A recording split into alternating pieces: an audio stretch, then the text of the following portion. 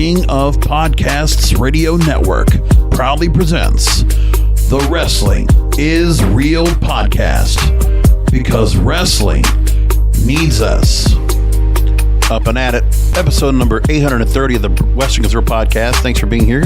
This is KOP, and working on more content. Man, I just let myself in to do some more. So on my TikTok channel, at King of Podcasts, I actually started doing a podcasting 101 little series over there. So I've already recorded a handful of little minute-long episodes. If you want to go and learn podcasting like yours truly, then go ahead and go over there to the TikTok channel, TikTok.com/King of Podcasts, I think it is. Or just go ahead, look for at King of Podcasts. You can find me there on TikTok. I do some commentary on wrestling there. And one of the things I talked about on there was my topic for tonight. Or if I haven't talked about it totally, I want to make this point. Because we do so much bashing of WWE on a regular basis. Tonight, I need to go ahead and kind of justify some of their reasons of what they're doing. Okay? I don't think anybody else has really brought up this discussion, but I think it's a good thing to bring up and explain. Because I think this is really the crux. And we've kind of known this for years, but I don't think anybody really just brought it up to the top of the discussion. And this week's a good week as any. You know, we're not up to SummerSlam yet, TakeOver 36, or All In, or All Out. We haven't gotten to those events yet. We got some time on a few things. So this is a good week as any week to go and talk about this. Also because of the fact that two of WWE's top stars have major movies right now in the box office. Dwayne Johnson with Jungle Cruise, which I watched this past weekend, was very good. Surprisingly good. And kind of had that little bit of that Indiana Jones meets, Scorpion King meets kind of stuff like that, more or less. Or meets kind of Jumanji as well. Kind of had that feeling, but it was a good movie. Really well done. I love Emily Blunt, the character and the role that they gave her. I would definitely go ahead and say, go watch the movie. If you haven't caught it, if you want to go pay for it on Disney Plus, you could. But no, I'm not going to do that. I like going to the theaters myself. Anyways. That, and then John Cena is playing the Peacemaker role in Suicide Squad. And they brought that back. James Gunn directing. Movie's expected to go and pull, $35 million in the box office coming up this weekend. That's the plan. And if I'm looking at the numbers for Jungle Cruise and what it did pull, so far it's already pulled $43 million. 5 days released. That's pretty damn good. For the weekend itself, it pulled $35 million. Now, if I want to look at what it looks like overseas, it's pulled $71 million total, worldwide. So it's doing pretty good. And keep in mind, it also went on Disney Plus. We don't know what kind of numbers came off of Disney Plus when it comes to the movie and what it did on Disney Plus. We don't know what the streaming metrics are. I don't think anybody has said anything about that yet. But it'd be nice to go and find out how well it did and see if it really did pull off. Now, according to The Verge, it said that a third of the movie's revenue came from Disney Plus. So, long story short, people that had the premiere access on Disney Plus, $30 million it made on Disney Plus so far. And actually, so far, it's made $91 million total. That was over the weekend, not including what happened now. So, it's broken over $100 million, including streaming. It's making money. And it's a WWE superstar on the top billing. And that doesn't mention F9 that also did good this year for The Rock as well. Like even that right now, it's still holding up. $168 million domestic. And if you look at worldwide, $650 billion. And this is post-pandemic, by the way. It's pulling numbers. This guy would not be able to go and do movies that will pull over $1 billion. All right. $643 million. This guy has been able to go and get movies that have been billion-dollar box office blockbusters because of Vince McMahon and the faith that WWE had in him. Keep that in mind as well when we talk about tonight's subject. I did put it out there, okay? The fans might not be paying attention so much, but Hollywood, show business itself, all the major movie studios, They pay attention to WWE because of the stars they have. That's all there is to it. When we look at the stars that are being brought up to the main roster, imagine the expectations that are being put upon them. So when you got to ask yourself, does Keith Lee fit the mold of being someone that Hollywood might be calling to bring on board? Will Karrion Kross have that kind of feel? I mean, there's stars they've had across the board. Remember, there was a time where WWE was doing their own studios.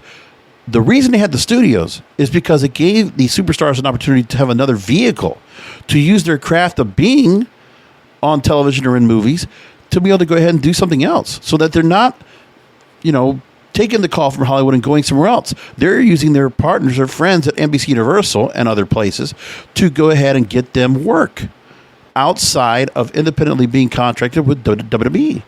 When you look at Sasha Banks being able to get her work at Mandalorian, when you look at Becky Lynch getting to do a shot on Billions, and I'm sure there's going to be other things for her. We already know that she was being looked at for a Marvel movie before she got pregnant. You look at MMA stars like Gina Carano, Ronda Rousey, which is somebody as a superstar considered for WWE. That's also worked quite a bit in movies. They all got to do something. Wade Barrett was in Dead Man Down. Sheamus was in Teenage Mutant Ninja Turtles. There's people getting to work. Roman Reigns getting also a shot on F8 or on Hobbs and Shaw, excuse me. These stars are all getting to work, and there are so many different wrestlers that AEW or any other organization cannot claim, which is why they can use the phrase sports entertainment and it means something. Because everybody applies to the ring. What they don't understand is that WWE does offer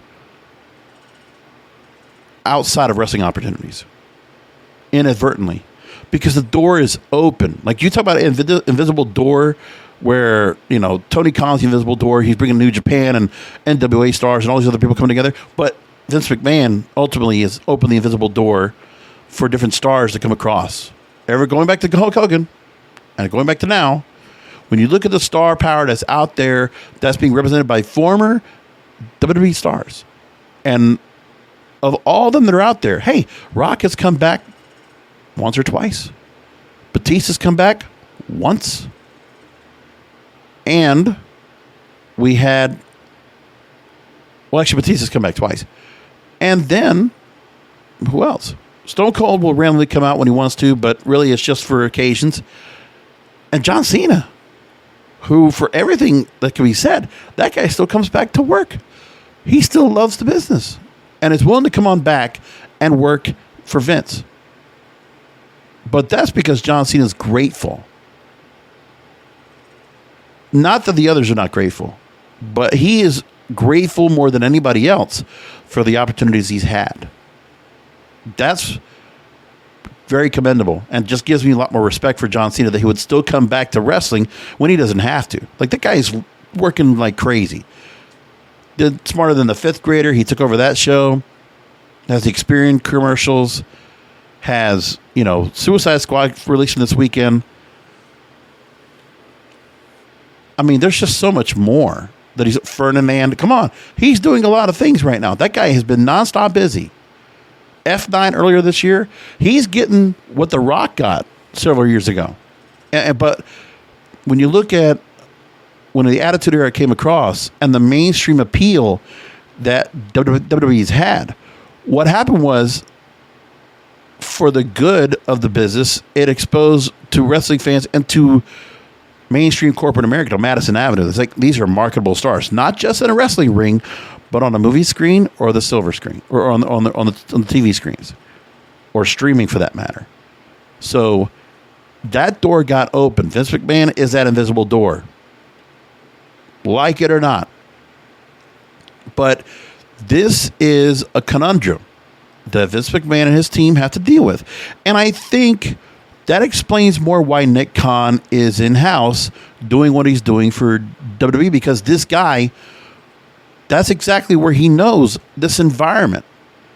He understands the connection between athletes and Hollywood. That's what he did. He worked on television and film for various stars and for various athletes.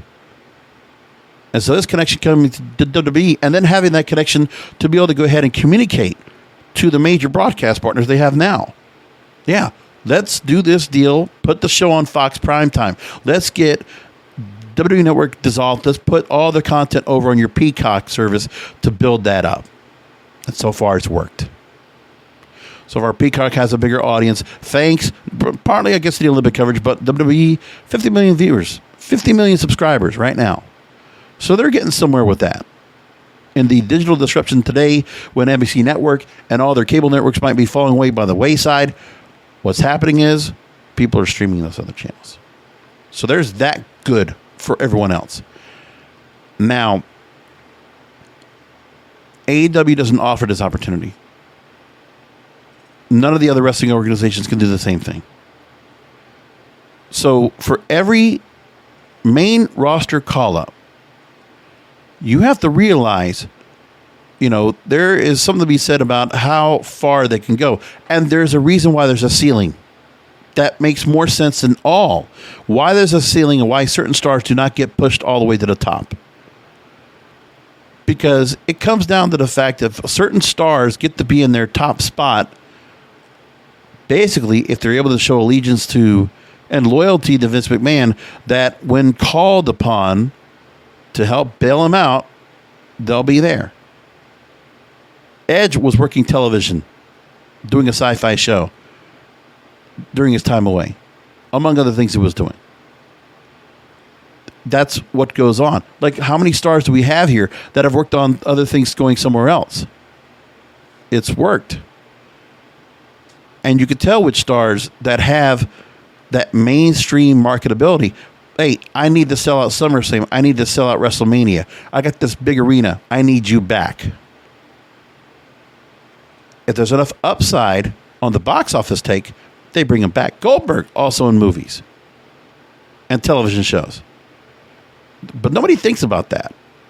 Like, I always think about the fact that of all the stars they have, and think about the stars they actually could have that probably could have gone somewhere else. But there are certain stars they have within the company that are very much ground to the career they have in wrestling. And they might get the offers, but they don't take advantage of the aspirations. They don't. You're telling me Randy Orton couldn't be doing some movie work right now? The way he looks, his character. I mean, he doesn't need to be, playing a starring role. None of these guys have to, but they could be playing roles in movies and taking some time off and working. But it takes them away from what Vince needs them for. So when you go back to the Attitude Era and you look at the fact that you had Kane getting a motion picture deal, when you see Stone Cold Steve Austin getting to do movies, at the tail end of his career, in his active prime in his career, when he can't really work, in the ring so much, then The Rock, like as he got to his biggest point, he goes to do Walking Tall. He does do other movies. He starts becoming a Disney star, working for Disney, doing Gameplay and all these other movies. I mean, that guy, he has been doing movies for 20 years now. And he's become one of the most bankable box office stars of any kind of movie you want. You need a big box office name. Dwayne Johnson is it.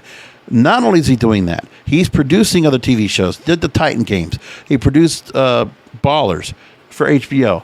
And $7 Productions, doing all the content doing right now. Working with his ex-wife.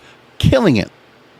Like Dwayne doing, what is it? He has his own vodka, right? Or tequila, I forget which one. He's got, merchandising deals. He's got an amazing social media following. The guy, they're trying to offer him to be president.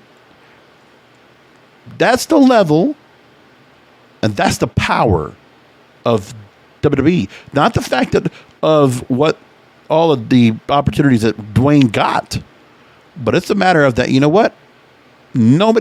only wrestling fans refer to him as The Rock. He's Dwayne Johnson to the rest of the world. International superstar.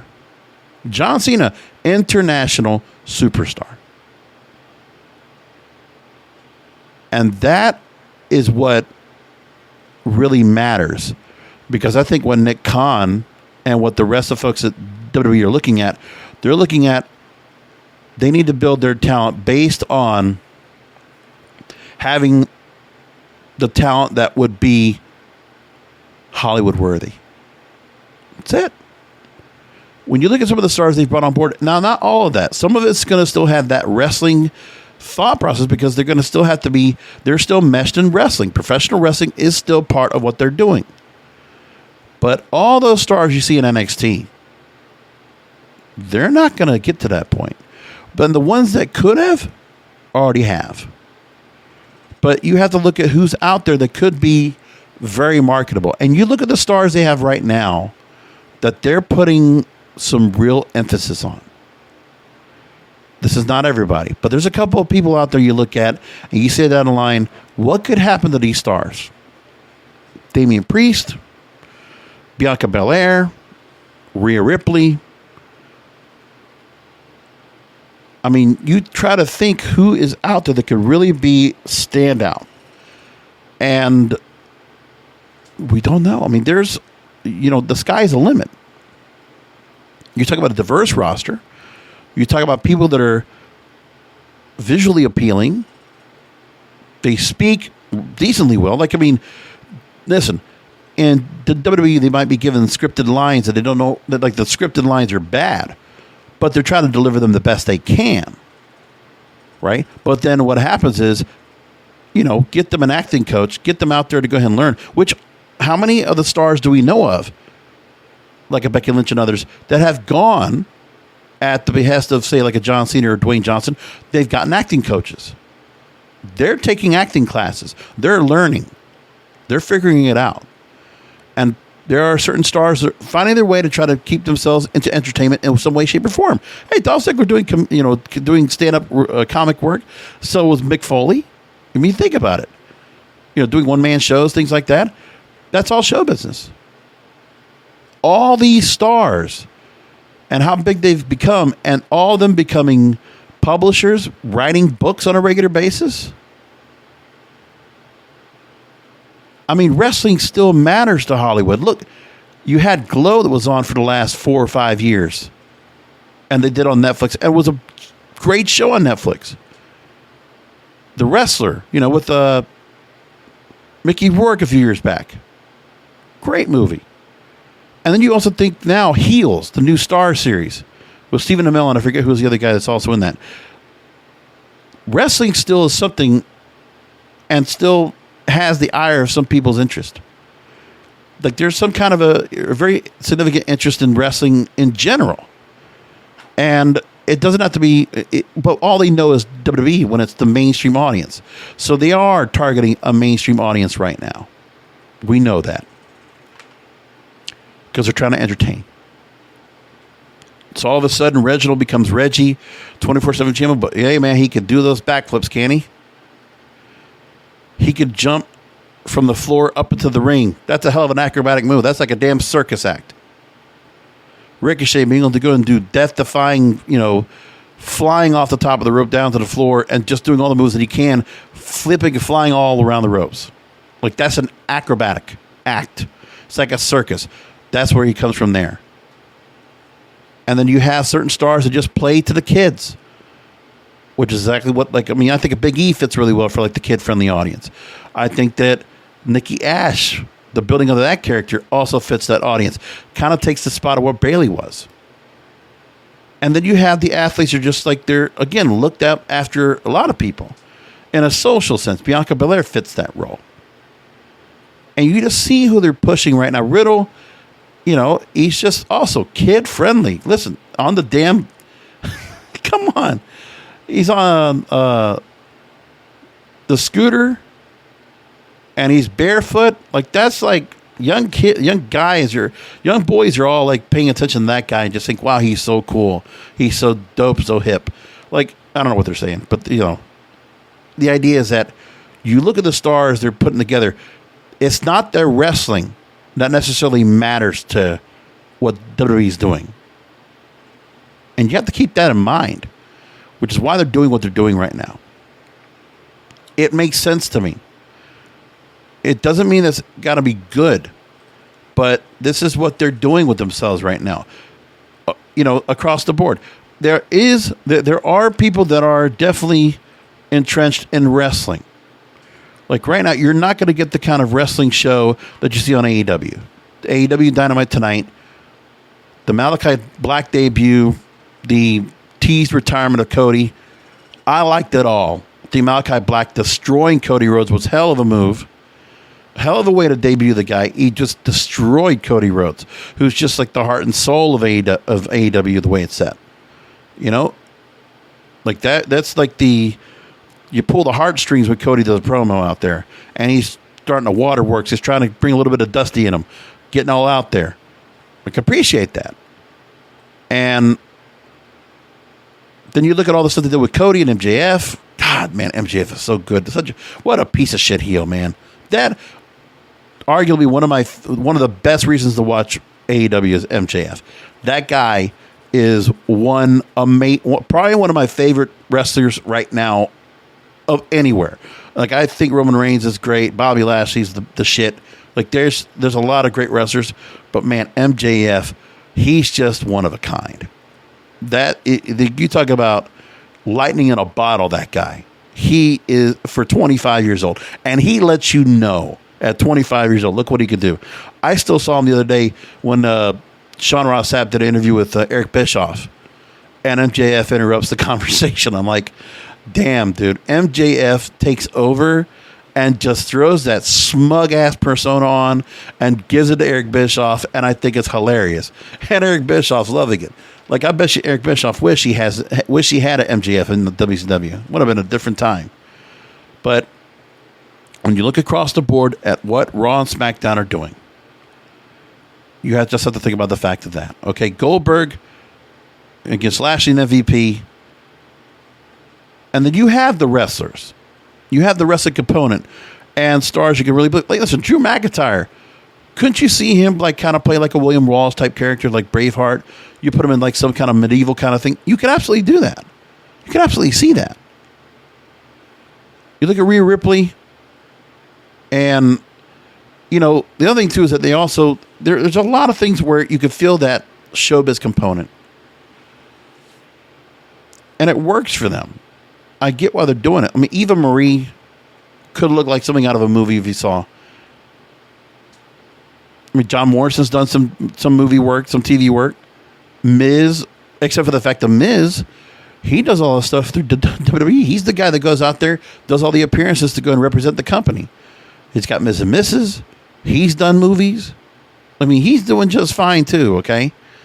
But he's done it within the realm. And then when it comes to Total Divas, which we had for a long time, how many of those ladies got a lot of exposure? The Bella Twins getting her own show as a result. Eva Marie was originally part of that, and she was doing other content after that or before that. Like, you think about it. There's just so much there. Karrion Kross could have that kind of appeal, but WWE has a different thing for him. Now, yes, everybody didn't like the fact that Karrion Kross lost again to Keith Lee. Keith Lee gets the win. Parody booking. But you look at Karrion Kross coming out, no response.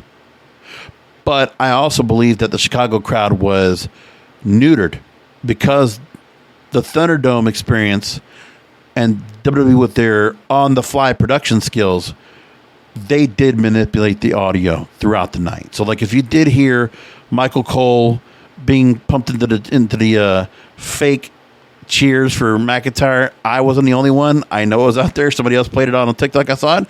I validated my point, and I said it on Twitter, and I believed it, and it was true. Drowning out Bray Wyatt chants, drowning out CM Punk chants. The fans have to understand, yeah, they're part of there for the show, but it's a show. It's not just wrestling. And it's not just the wrestling you want to have it like it's old school. No. WWE for this entire millennium, they've done it differently. Okay, since they got publicly traded, since they won the war from WCW, Be honest with yourselves. You know this company has been on this trajectory ever since. Because after they won the war at WCW, the focus, you had stars that were leaving for Hollywood. Batista left for Hollywood. John Cena went away for Hollywood. Rock went away for Hollywood. Stone Cold went away for Hollywood. And that's not even counting the stars that have left wrestling for MMA and then coming back. You look at Jake Hager. You look at Bobby Lashley. You look at CM Punk. I mean, think about it. The other thing you got to think about as well is that as independent contractors, these WWE superstars, you know they have... Now, of course, there are certain superstars that are wrestlers, and that's their craft, so they're going to find themselves wrestling somewhere else, which is why it's so important that all these other organizations right now, when it comes to AEW, down the line to NWA, Ring of Honor, MLW, Impact, there are places to go. New Japan, there are places to work, places to ply your trade, places you can earn money. And you can make a great living outside of WWE. But what you're getting out of WWE as well is some of them are going to be, they're getting screen tested as they're on Raw and SmackDown as we speak. And as they're screen tested, they can say, oh, you know what? We should bring them onto television. Listen, I mean, you look at Sasha Banks over at BET Awards or the ESPYs, Bianca Belair at the ESPYs, and you know what? They look amazing in those gowns. They look like movie stars. Becky Lynch, same way. They all look like movie stars. You're telling me down the line that maybe Bianca Belair might get looked at and say, you know what? Something can happen with her. I could see her being put on in movies and all like that. She just has that likability factor. How can you not like her? Sasha Banks, the attitude, the sass, just the whole boss thing, it works. And she's on Mandalorian. Come on, man. There's other things in store for some of those ladies as well, because they're not going to be there to work in WWE into their 30s and 40s unless they want to. They don't have to. Hello, AJ Lee. She left. But also she's a book writer. She's doing other stuff for herself. Like, there's people that are out there to continue to do things that are mass appeal, create content, whether it's through Hollywood or whether it's through Madison Avenue, through New York City, whatever.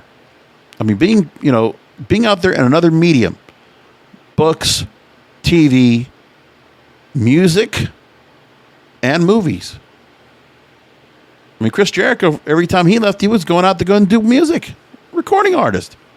Pretty damn good one, too, with Judas. With Fozzy. So, you look at the opportunities that other people have.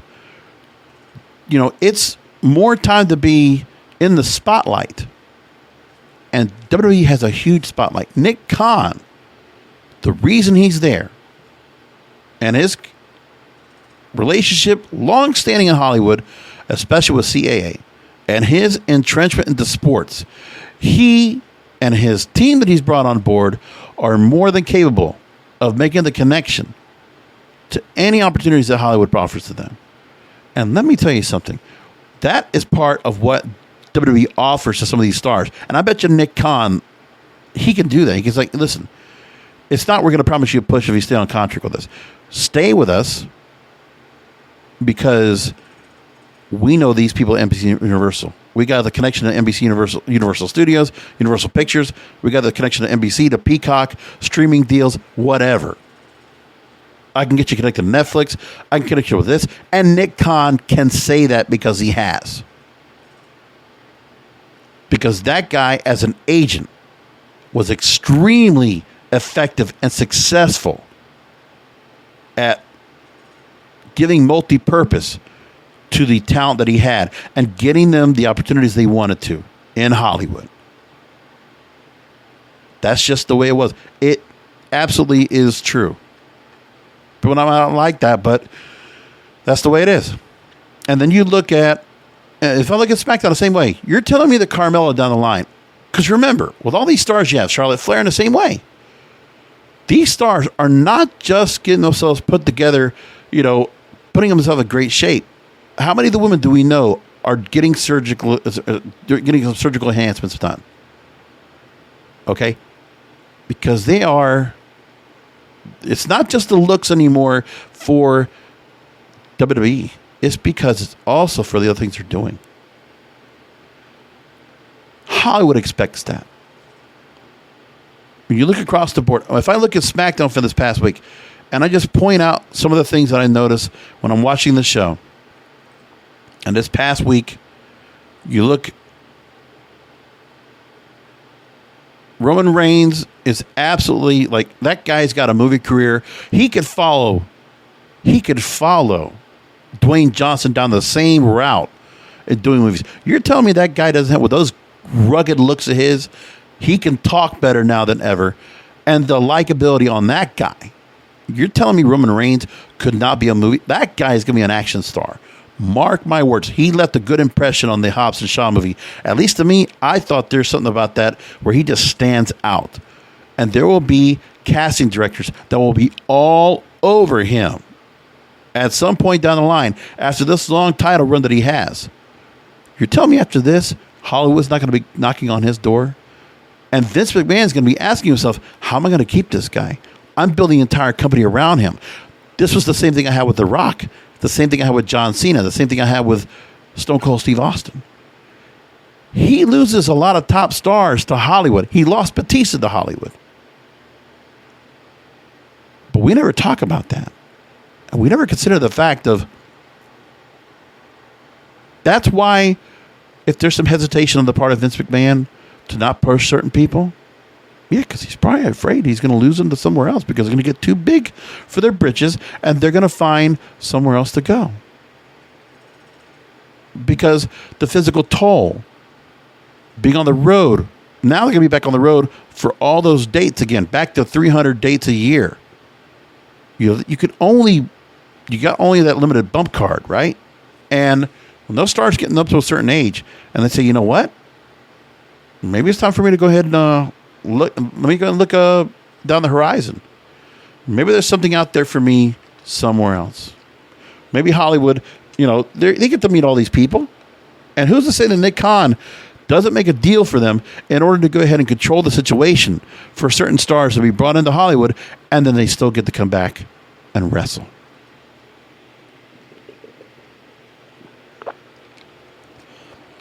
Then, the other part that's interesting too is that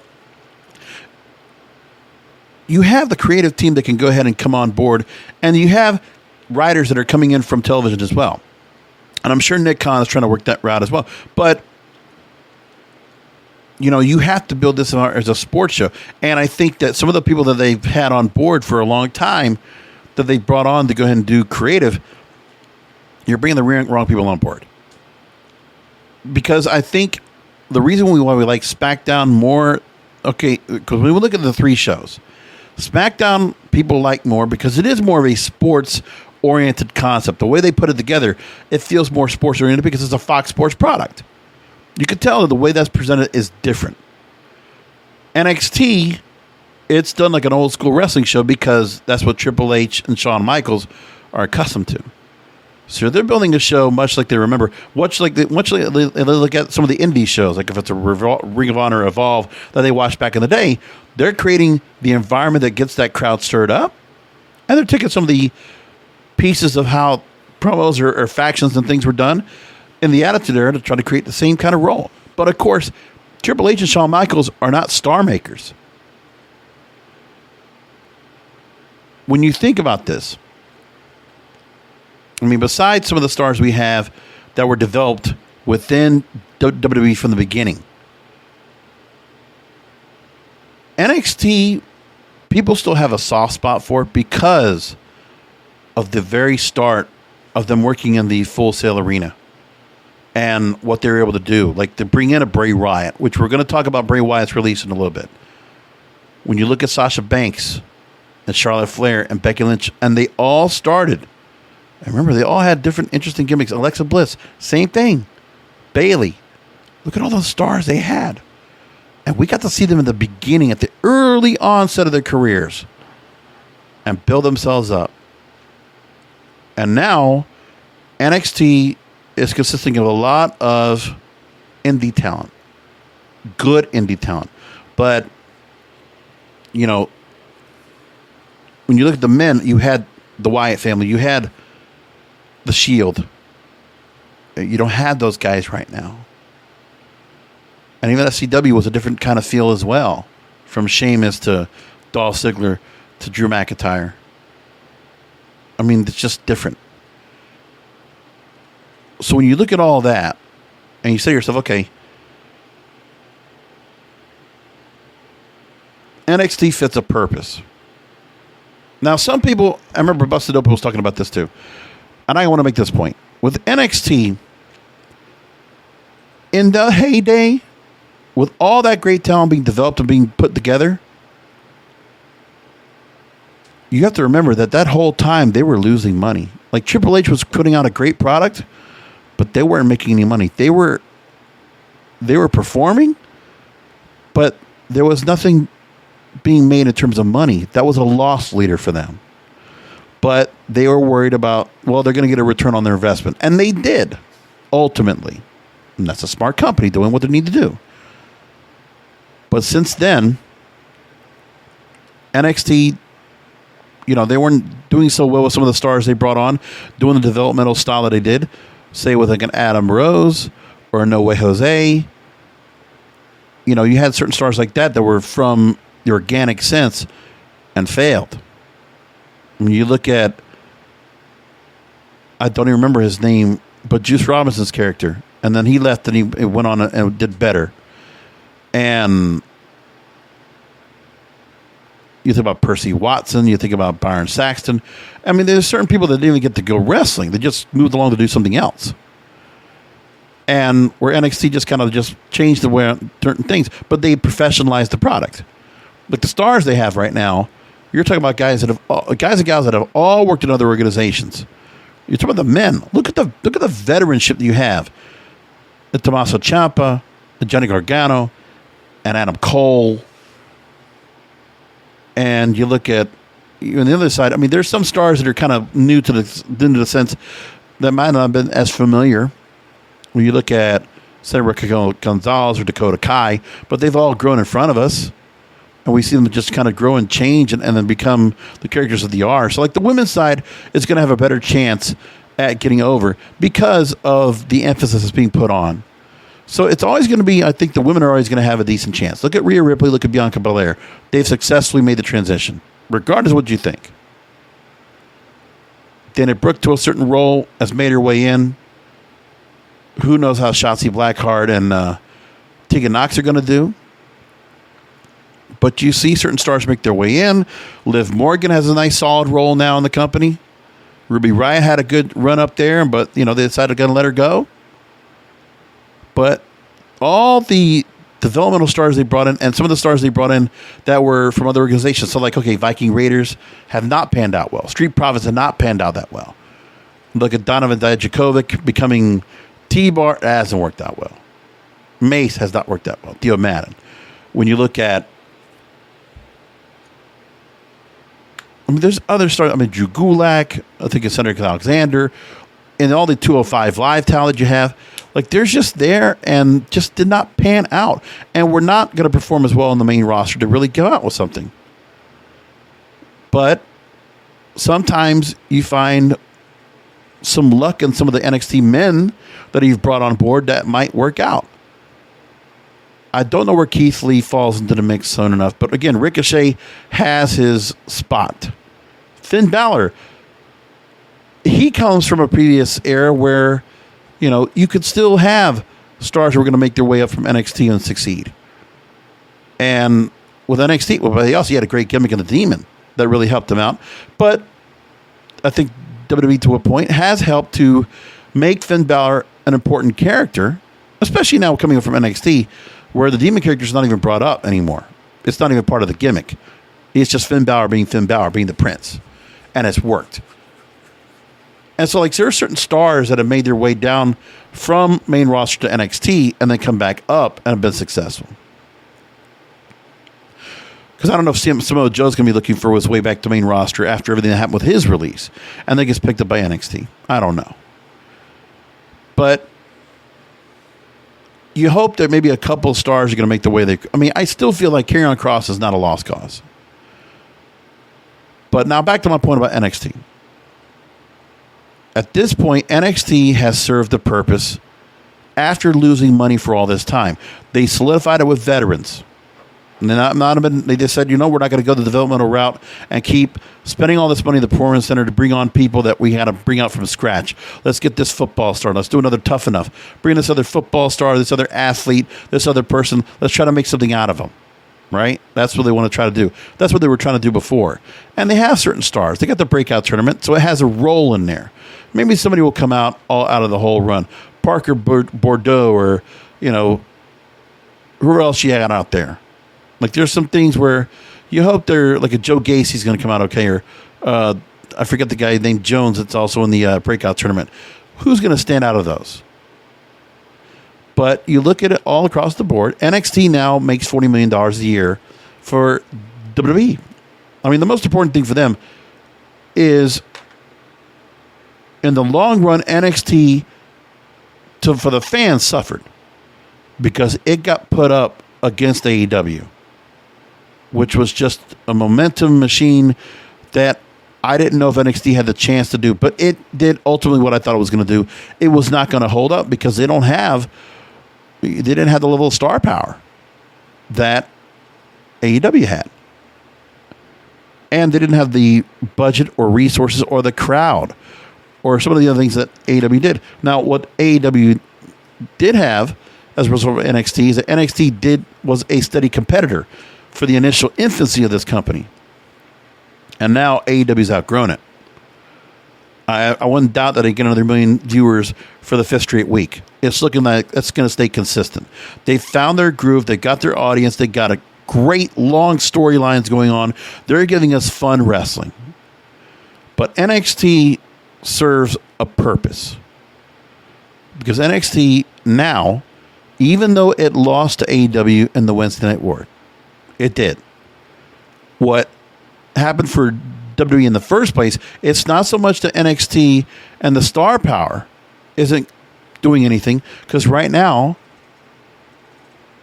it's another night of primetime television that WWE occupies with a decently top-rated show on Tuesday nights. They have Ms. and Mrs., and they have this show. And, right now, 520,000 again for Sci-Fi, but as soon as they move back to the USA Network, they'll go back to about 750,000 viewers. Sure of that. I don't know if they have any more room to grow. And I don't think they have the wherewithal, the resources that WWE is going to do to help build them up. They're not going to get any more stars built up. It's upon Triple H and Shawn Michaels to find, lightning in a bottle themselves. They need to find that one star that's going to really lure everybody to watch that show. But when you have a bunch of very solid veteran talent, then you have a base audience that's going to watch 600,000, 700,000 viewers, and that's it. Well, that's your audience you're going to get. It's not going to go any lower than that. It's a consistent product. It's a very well done product. And WWE makes $40 million for that show. And they're not even running on the road right now. They're doing out of the Performance Center. Like, that's a win-win situation for them. It's revenue.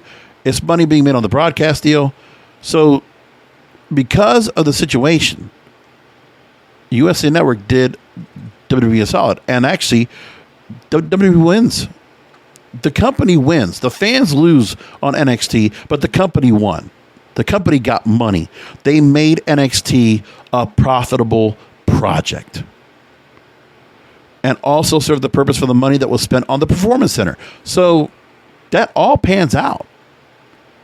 For the company, that's success.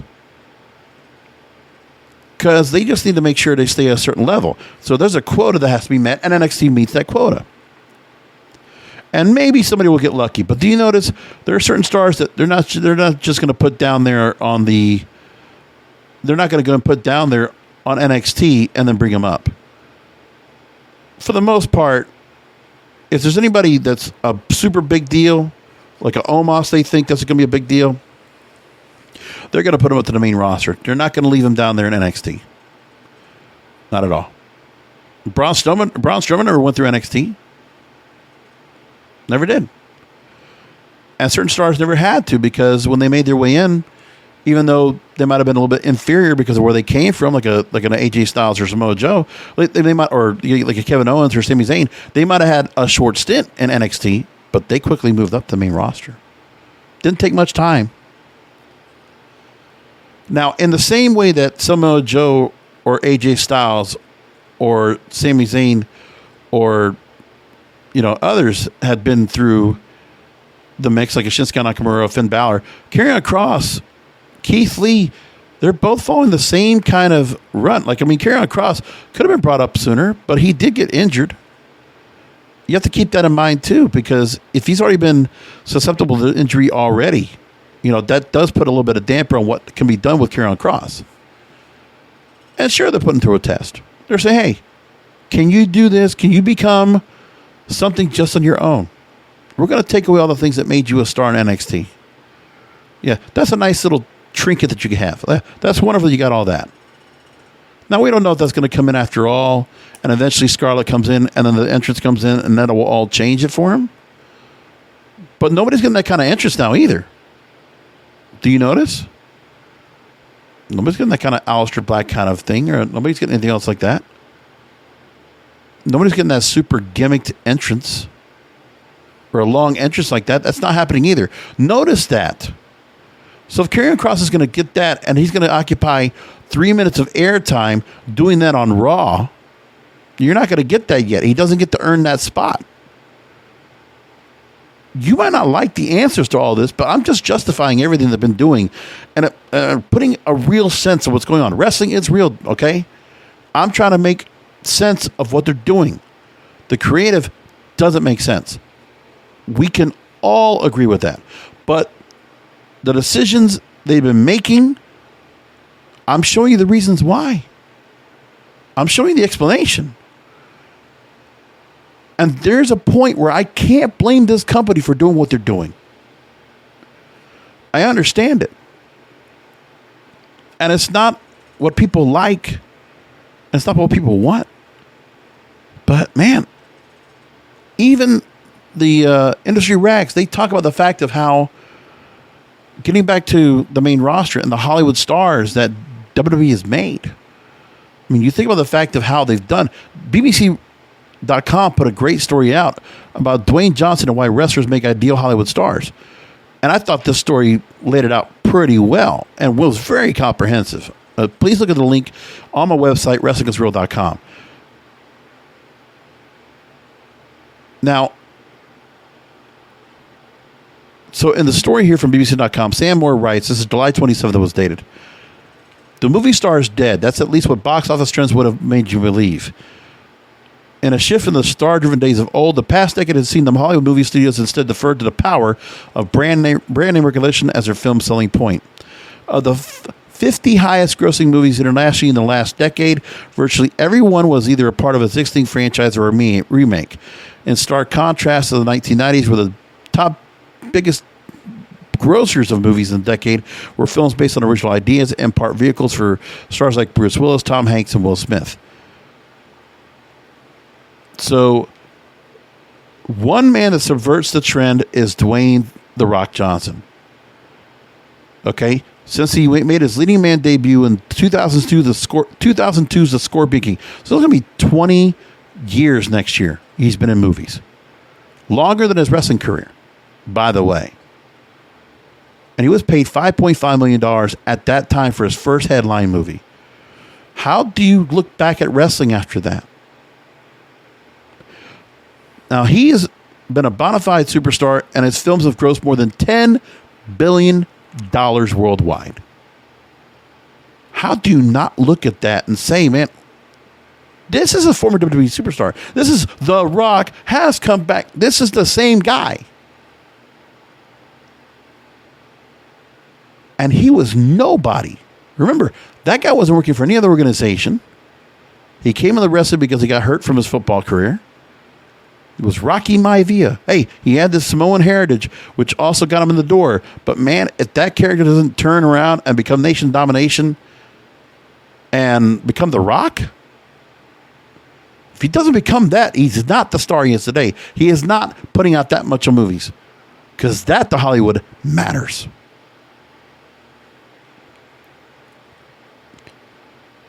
Incredible.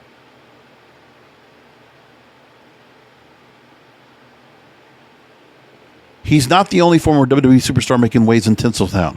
3 of the most recognizable male actors in Hollywood right now used to dine out on power bombs and body slams.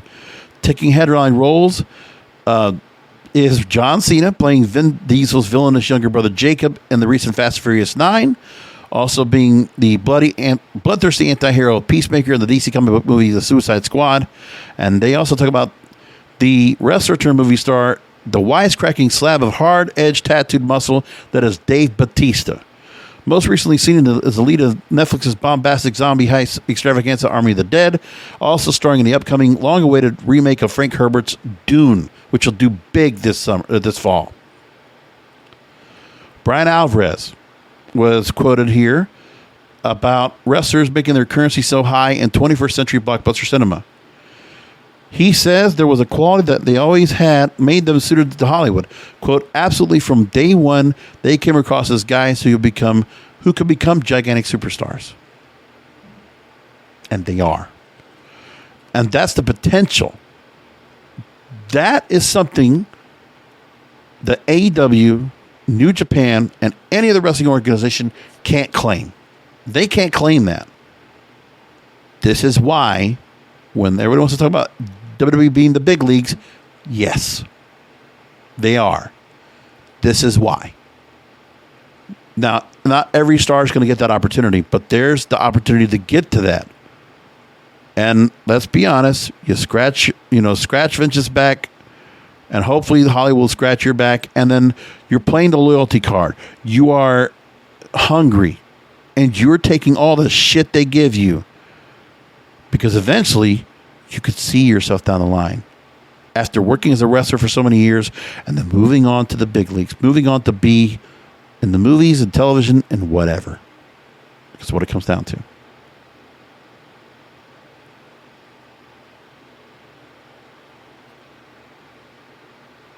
They go on to talk about Hulk Hogan's career. They talk about Steve Austin's career. They talk about Andre the Giant having his movie as well in The Princess Bride.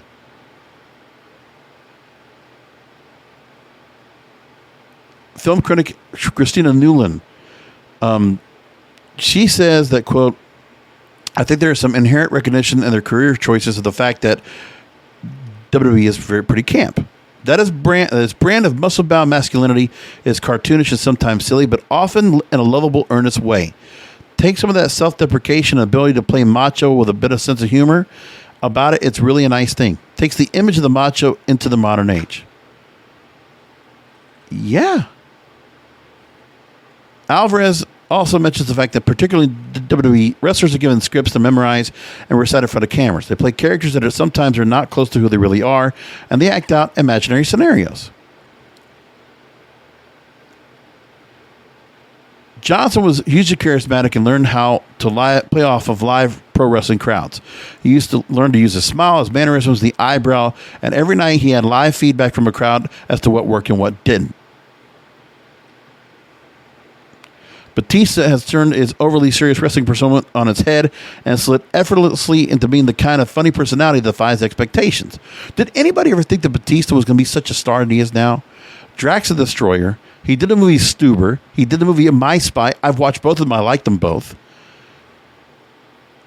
And he takes this serious, heroic archetype, played with it by being slightly incompetent, all talk and no trousers, like a 20-stone, heavily tattooed Hong Kong Phooey. It's a big, bulky guy. Not Hong Kong Phooey. That's an old cartoon character, which was very funny, by the way.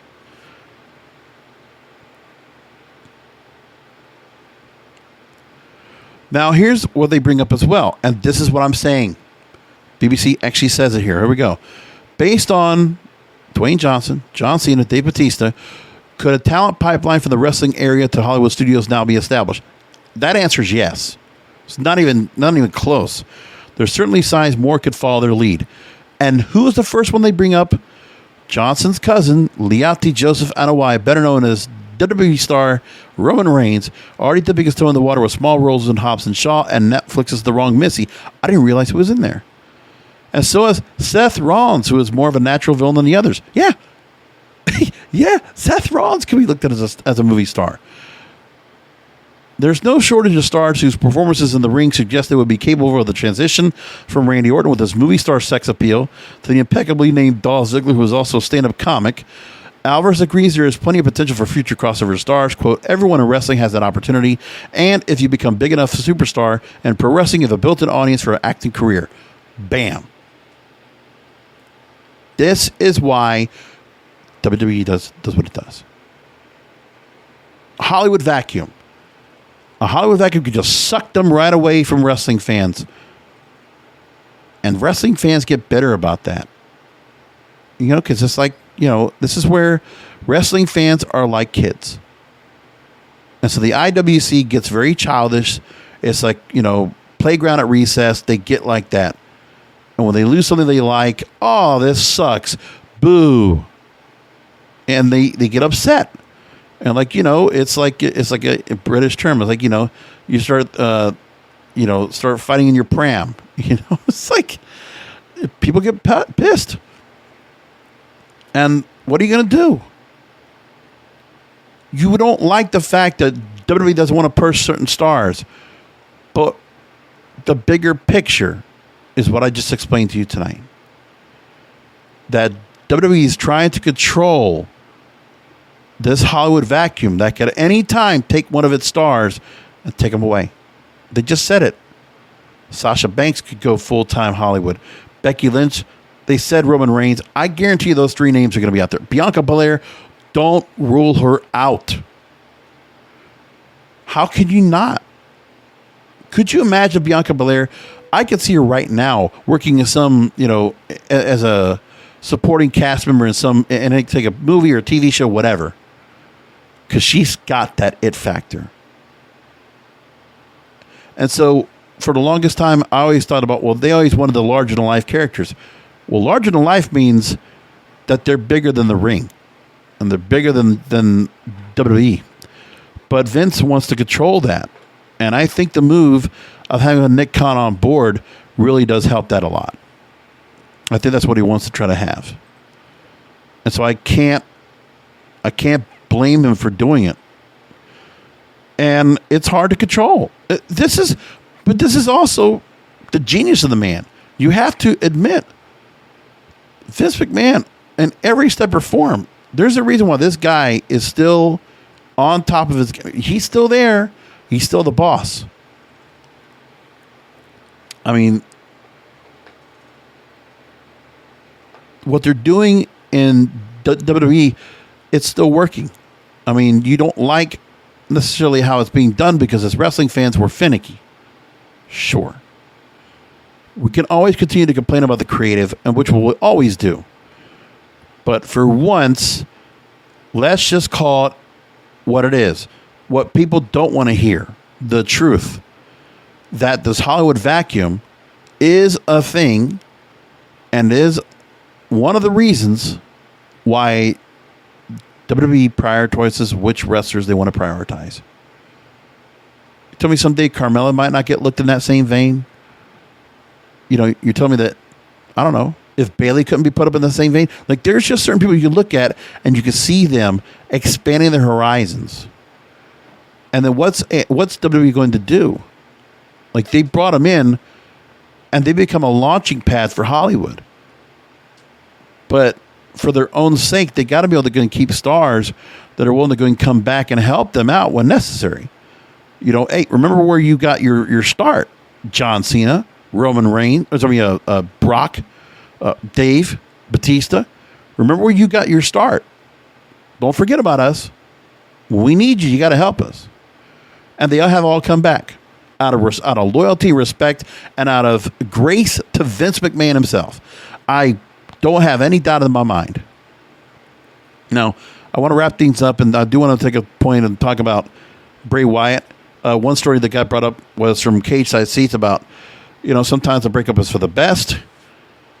And WWE never understood how to harness Wyndham Rotunda's creativity, and Bray Wyatt was never a true fit for the company's vision. He's absolutely right.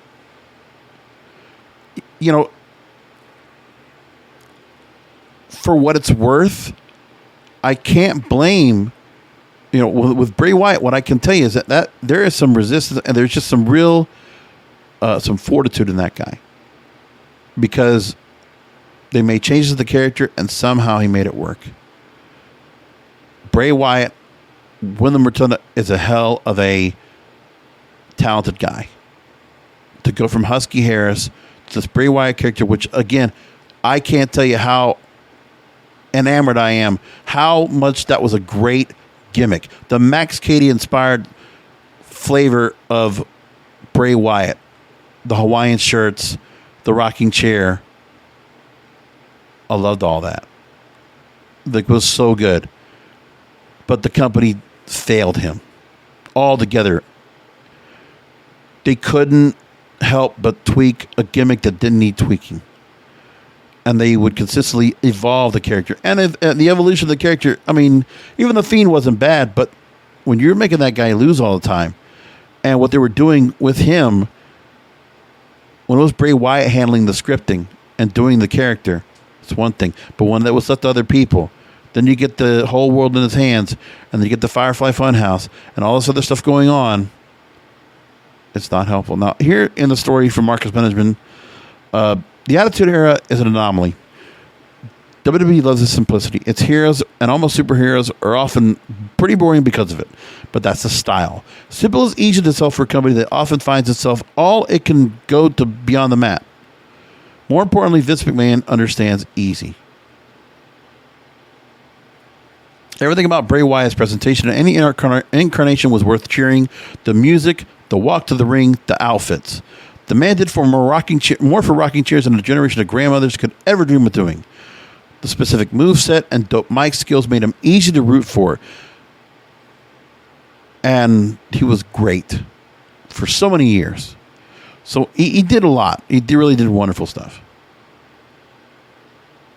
Even with faint comparisons to Mankind and The Undertaker, there was no one quite like Bray Wyatt in the history of the WWE. He's a cult leader with a semi-supernatural connection who dresses and talks like he's straight out of the bayou. Then he's a funhouse version of Mr. Rogers, suffering from a demonic bout of split personality disorder as the Fiend lurks beneath the surface. The most cinematic character WWE ever had, complete with horror movie iconography. One would think a company that claims its only competition is Hollywood and sleep would hold on to Rotunda for those reasons alone, and yet, here we are. I don't know what you do now, but it's disappointing. I just hope Bray Wyatt gets back on his feet somewhere, and we don't know why he left. As for the release, we don't know. But who doesn't want Bray Wyatt back on TV somewhere under a different name, under that gimmick? Give me back the Max Cady Hawaiian shirt and the hat kind of thing. Give me back that original Bray Wyatt character for 2012. Bring me that guy. I want that guy back in wrestling again. Third generation wrestler. Regardless of what you think, that guy is talented. That guy is a wrestling superstar that also, much like Malachi Black, much like Andrade and others we see right now, making it with other organizations, this guy's got to find a home somewhere else. And don't deny that the WWE could never try to bring him back, because we don't know what happened. But it sucks that it did. Anyway, I'm going to leave it there. Thank you for listening in, catching the show as you always do. So grateful for all of you listening in. Find the show where you ever find it. And until next week, we'll come back and we'll prepare.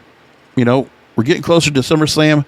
That's down the line in 2 weeks. Well, of course, we'll be doing a SummerSlam recap and a TakeOver 36 recap right here on the Wrestling is Real podcast. And also down the line, we also got to talk about NWA Empower and NWA 73 coming up from the Chase in St. Louis. Keep that in mind as well. And we'll keep a couple other things going on right now and see what's going on. So anyway, we will come back next week. for another Wrestling is Real podcast, because wrestling needs us. Thank you for listening to the Wrestling is Real podcast. You can find all previous episodes at wrestlingisreal.com or subscribe to the show on all major podcast outlets, including Apple, Amazon, Google, Spotify, and iHeartRadio. Follow the King of Podcasts on Twitter, Facebook, and Instagram at King of Podcasts, and search King of Podcasts on YouTube, or type youtube.com/JBRASCO951. This has been a presentation of the King of Podcasts Radio Network.